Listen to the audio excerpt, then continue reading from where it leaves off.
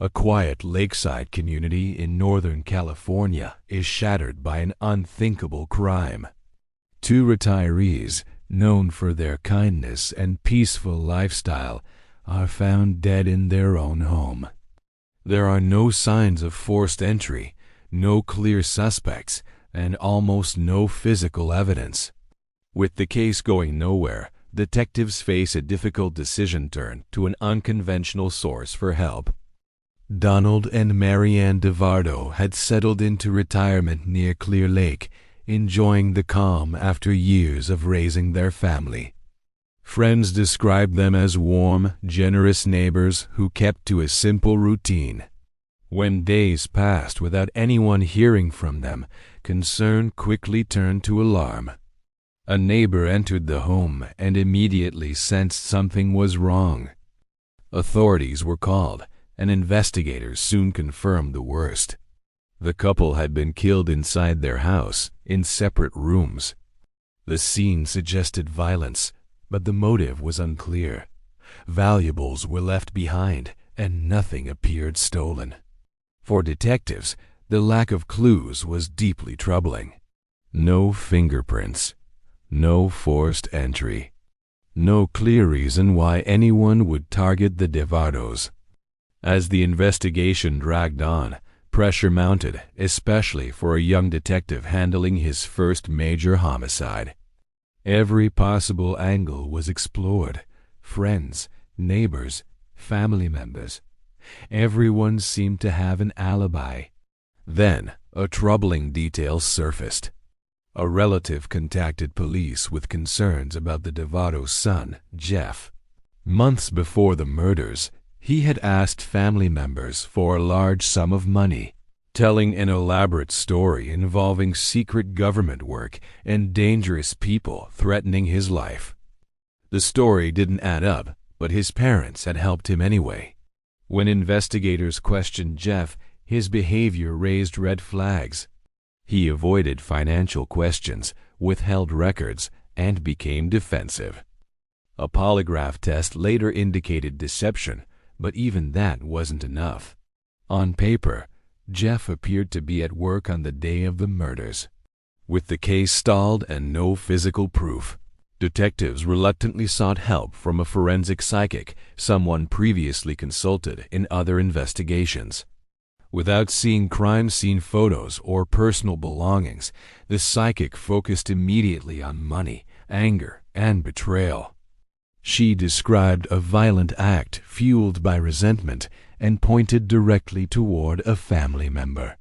She also mentioned water, fire, and something being destroyed or discarded. Most importantly, she suggested something investigators had not yet confirmed: a rental vehicle. Months later, DNA testing from a towel found at the crime scene came back. It matched Jeff. With that result, police finally obtained warrants. Financial records revealed Jeff had rented a car just before the murders and logged nearly 1,200 miles in 2 days, enough time to drive to his parents' home and return without using airlines. Investigators now believe Jeff secretly left work, drove overnight, confronted his parents about money, and when they refused to help again, attacked them.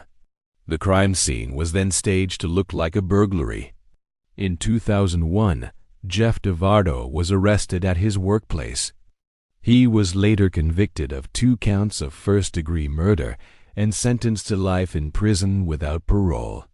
For the surviving family, justice brought no peace, only painful closure. Second case in Ohio, another mystery unfolds. When police respond to a call about blood in an apartment parking lot, they expect an accident involving an animal. What they discover instead suggests something far worse. The evidence points to extreme violence, but there is no body. The missing person is soon identified as 23-year-old Greg Turner. Athletic, kind, and deeply loved by his family, Greg had no known enemies. His sudden disappearance leaves investigators baffled. Detectives believe the crime was personal. Nothing was stolen. The violence was excessive. Attention turns to someone close to Greg specifically, a former boyfriend of Greg's girlfriend. Though initial interviews reveal little, detectives sense something isn't right. With no body and no direct evidence, the case begins to slip away. At the request of Greg's mother, police consult a psychic known for auditory impressions and emotional readings. During a phone call, the psychic immediately describes jealousy, a love triangle, and a violent confrontation. She mentions a blue vehicle, water, wood piles, and a shallow burial. Skeptical but desperate, detectives keep the information in mind. When the suspect later admits to driving a blue car, investigators inspect it. Inside the trunk, they find a tiny blood stain later confirmed to belong to Greg. The psychic then travels to Ohio and guides police through a wooded area near the suspect's home. She insists the body is nearby. Behind a stack of firewood, investigators dig and discover Greg's remains, buried just feet away. The suspect flees the state, but is captured at a bus station days later. Faced with overwhelming evidence, he confesses. Greg had been shot and then attacked. His body was hidden exactly where the psychic described. The killer is sentenced to 20 years to life, 2 cases, 2 families destroyed, and investigations that seemed impossible to solve.